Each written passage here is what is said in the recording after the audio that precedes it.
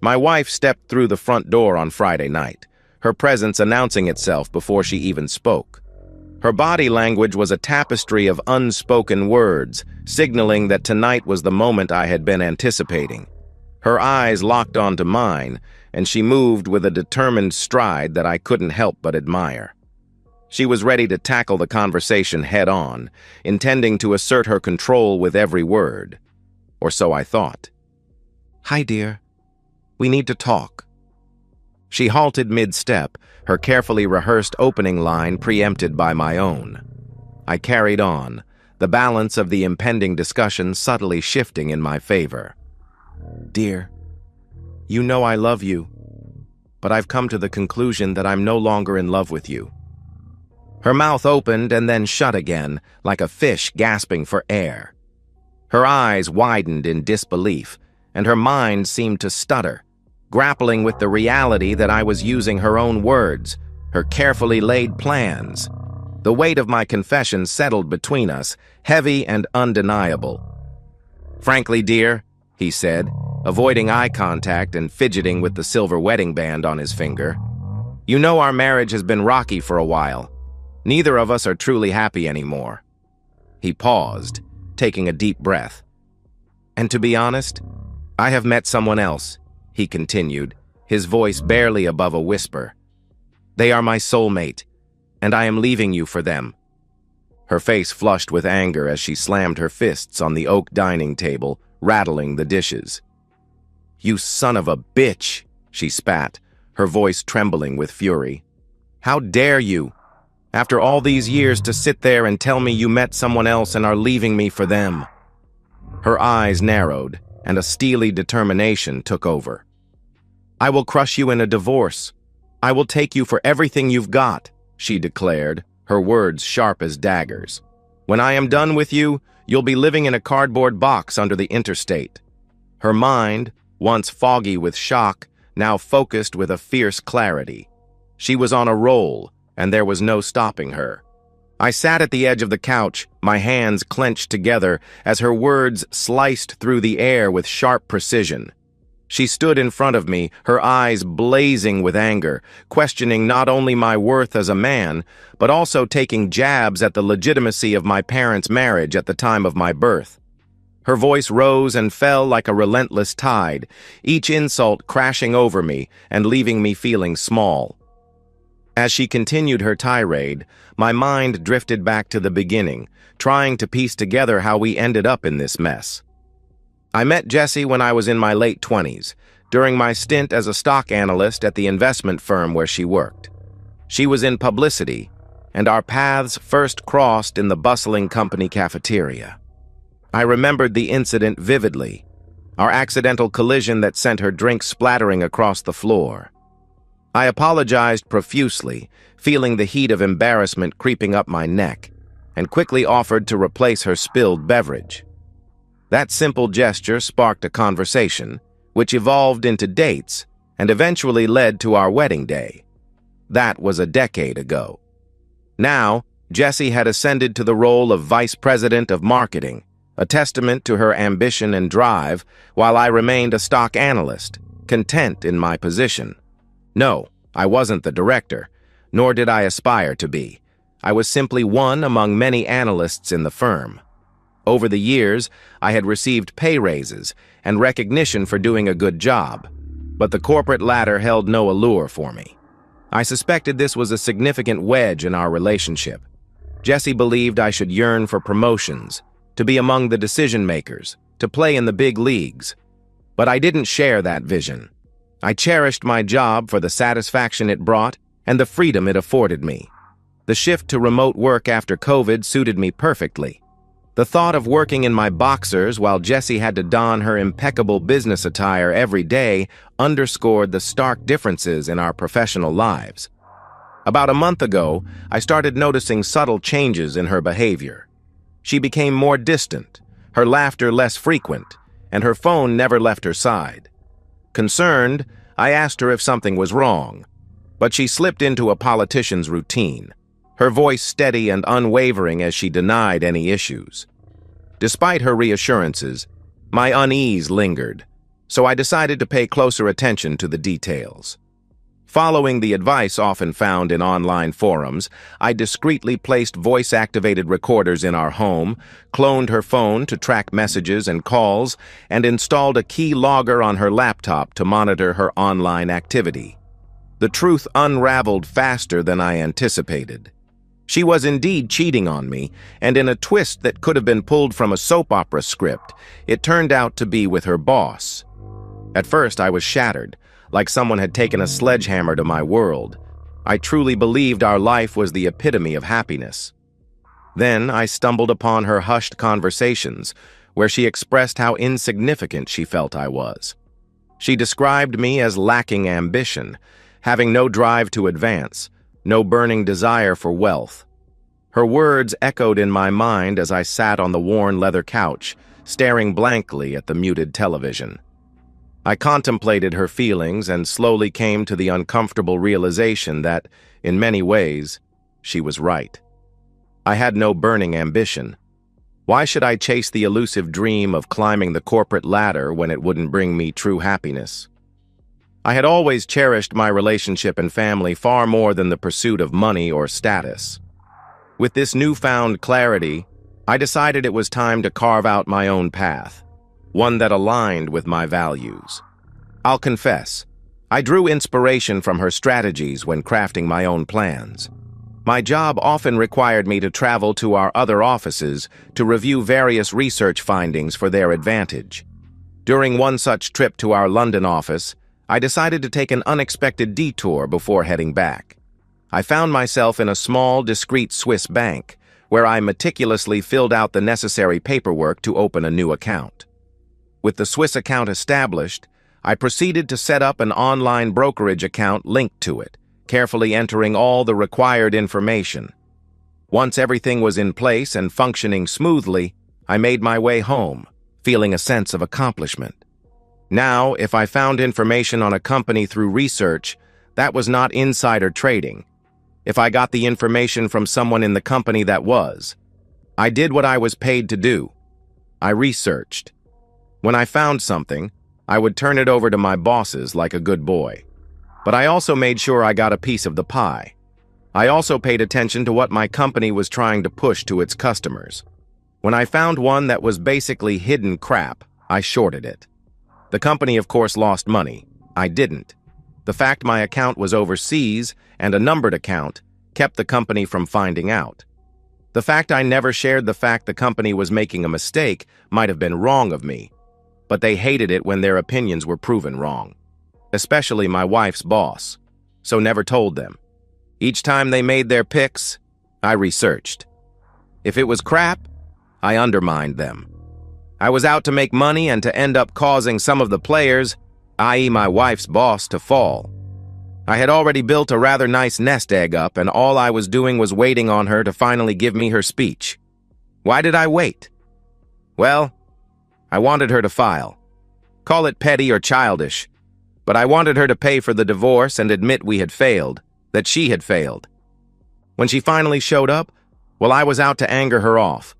I think I succeeded. "So what do you have to say for yourself now, you jerk?" she asked. "Hasta la vista? Or I know, don't go away mad, but go away? I mean, isn't this what you want? You want to trade up and I am just a loser who has no ambition? You are right. I have no desire to climb that corporate ladder. I have no desire to be part of the movers and shakers in the company. I don't care if my car is a Porsche or a Ferrari. I am happy being who I am. So, when are you filing?" "Filing?" she questioned. "Yes, filing. For divorce. Damn, I thought you were supposed to be smart. Guess I was wrong. Let me try this another way. You cheat, I cheat. No marriage. Divorce." Damn, she got mad at that. She started hitting me, totally forgetting the security system that was recording her beating her spouse. I causally hit the panic button so as to not let her notice. Now let me see. Less than a minute for the alarm company to notify the police. Response time in this neighborhood was 5 to 10 minutes. So I egged her on with little comments. Her anger grew, and she started using whatever she could get her hands on to hit me with. Oh, I was going to pay for this. I used my arms and hand to protect my face. I curled into a ball to protect other parts of my body. But there was no way I would come out of this unharmed. I had already felt some severe pain in my ribs. My nose and mouth were already bloody. The sharp sting of her high heels striking against my skin reverberated through the room as I lay helpless on the floor. Suddenly, a loud knock echoed from the door, interrupting her assault. She strutted over, her heels clicking against the hardwood, and without a second thought, flung the door open, oblivious to the fact that I was fully visible to whoever stood outside. 2 police officers peered in, their eyes widening as they took in the scene. In an instant, they unleashed their weapons, aiming directly at her. Still, she refused to listen, a defiant streak that always got her into trouble. "Drop the bloody shoe," they commanded, their voices firm and unyielding. But her grip on the crimson-stained heel remained stubbornly tight. A surge of electricity crackled through the air as they tased her body convulsing before crumpling to the ground. As they secured the handcuffs around her wrists, my vision blurred and darkness engulfed me as I slipped into unconsciousness. The ambulance's sirens wailed as I was whisked to the hospital, my body aching with every bump in the road. In the bright, sterile emergency room, doctors diligently tended to my bruises and cuts. Meanwhile, she faced the consequences of her actions. The police had charged her with assault and battery. The security footage was clear. My hands never struck her. With evidence on my side, I filed for divorce. Despite her attempts to contest it, the odds were against her. It's difficult to mount a legal battle from behind bars. The gavel fell, and she was found guilty, stripped of everything as the divorce was finalized. As I lay awake at night, I couldn't shake the nagging question: had we ever truly communicated enough?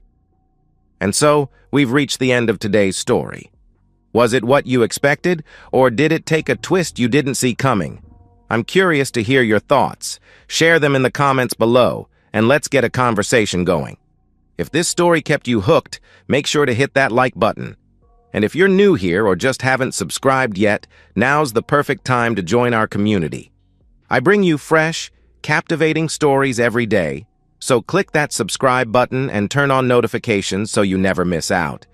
Thanks for watching, and I'll see you in the next one. I got a call from my brother. Not unusual. We were partners in a small construction business that we had started 10 years ago. Both John and I ran crews and worked with customers. I also took care of the financial side along with the help of John's wife, Mary. We are both married with 4 young kids. My wife's name is Kelly. John and I enjoyed competing with each other in almost everything, but we were much closer than most brothers. We had every right to be. "Hey, John, what's up? You need me to come down there and show you which end of a hammer to hold?" I was waiting for the inevitable retort, but there was only a long pause. "You there, John? Michael, are you alone? I have some really bad news." Hearing the seriousness in John's voice, I quit smiling into the phone and asked, "What's wrong, John? Did someone die?" John hesitated before replying, "Worse. I just saw Kelly walking into a room at the Motel 6. I muttered, "Crap." John's voice remained serious. "Worse." Confused, I repeated, "Worse?" John then dropped the bombshell. "She went into a room with Matt Rogers and they were kissing as they went in." Feeling my pulse quicken, I demanded, "Where are you?" John answered, "I'm across the street working on that roof repair for the hardware store. I have to go by the house and get something. I'll be there in 10 minutes. Do not let them leave the room." I immediately left the office. Mary asked me what was wrong. She had seen the look on my face before, in high school. If not for John and I being outnumbered and the other guys throwing the first punches, both John and I would have served jail time. I went straight home and got my father's gun. I quickly drove over to the Motel 6 in town. I spotted John leaning against a wall, smoking a cigarette, holding a hammer in his left hand. "They in there?" I asked, nodding towards the door next to him. "Yep. Here is a key card I got from the office clerk. $200 and no calls to the police until you leave." You think it will be enough? I asked. I told him where I would be putting this hammer if the police interrupted you before you finished. He knows who I am. He definitely believed me. You sure it was Kelly and Matt? I asked. There's her car in the back next to his car, he replied. All right, go back to the job. I'll handle it from here. John took a long drag on his cigarette and then put it out with his boot. John nodded at me and casually walked back across the street to the job. I pressed my ear against the door and could hear a man and woman making noises loudly inside. I pressed the key card against the door lock. It turned green and unlocked the door. Pushing the door open slightly, I saw the safety bar was engaged on the door. I stepped back while holding the door ajar with my foot, and I slammed my body into the door. The safety bar ripped from the steel door frame, and the door snapped open. I stepped into the room and shut the door. Kelly was on Matt. Both froze when the door smashed open. Kelly covered her body in surprise. When I stepped into view, Kelly screamed. Matt saw it was me and got an angry look on his face. Matt then started to push Kelly off, but he stopped when I pushed the end of my gun against his forehead. Kelly was whimpering. I pulled 2 thick zip ties from my pocket and handed them to Kelly, who was still sitting on top of Matt. Tie his hands and feet together, I roared. Damn you jerk, I ain't letting you tie me up. I slammed the barrel of the gun against Matt's eyebrow, above his left eye. A gash opened up and blood immediately started running into Matt's eye. It wasn't open for discussion, I shouted. With my gun pressed against Matt's temple, Matt put his hands together in front of himself, and Kelly put the zip ties around his wrists. Next, Kelly put the zip ties around both of Matt's ankles. When she was done, I put the gun in my belt holster, grabbed the zip ties on Matt's ankles, and pulled as hard as I could. The zip ties dug into Matt's skin around his ankles. I then put my knee on Matt's chest and pulled the zip tie as tight as I could on his wrists. Matt's feet and hands were already turning red from the lack of circulation. I then grabbed the desk in the room and put it next to the bed. Pointing at the edge of the bed, I looked at Kelly and said, "Sit." Kelly sat with no clothes on the edge of the bed, resting her hands on the table.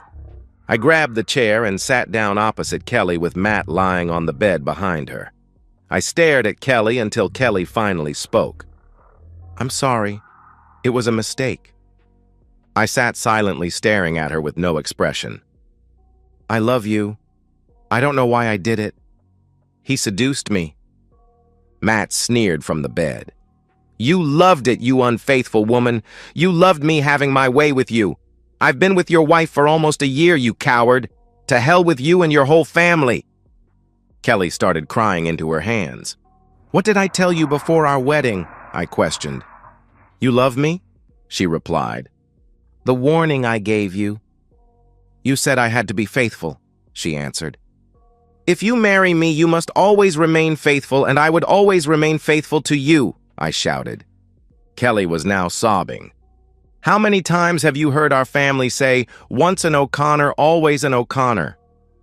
"Every toast at every family gathering," she replied weakly. "You know me and my brother were raised by our uncle, my dad's brother.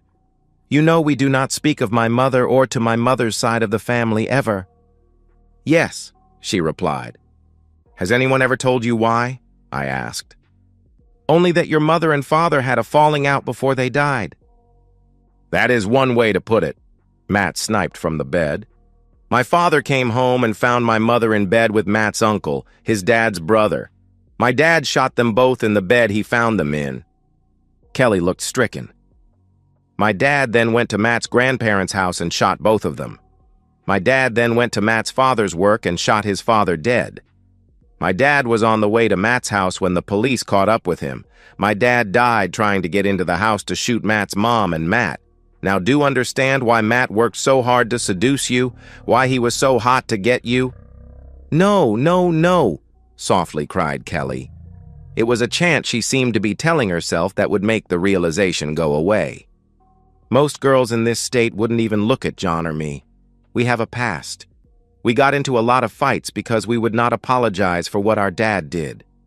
Being a local girl, Mary knew exactly what she was getting into when she married John. I guess me marrying an outsider was a mistake. I didn't want to tell you what had happened.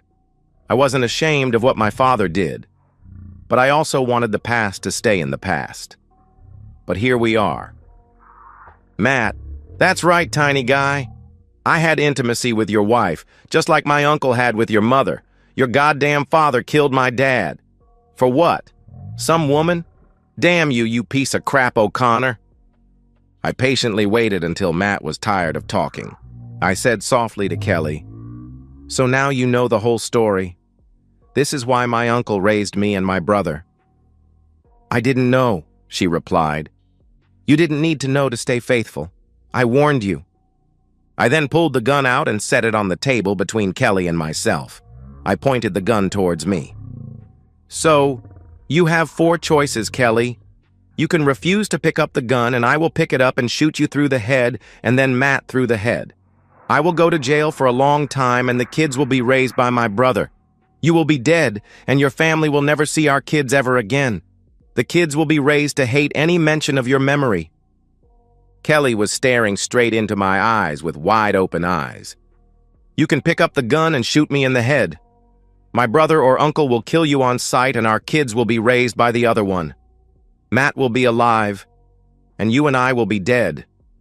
Your family will never see our kids ever again. Our kids will hate you." Kelly was now staring at the gun. "You can take the coward's way out by picking up the gun and shooting yourself. After you are done, I will then shoot Matt in the head. I will go to jail for a long time. My brother will raise our kids.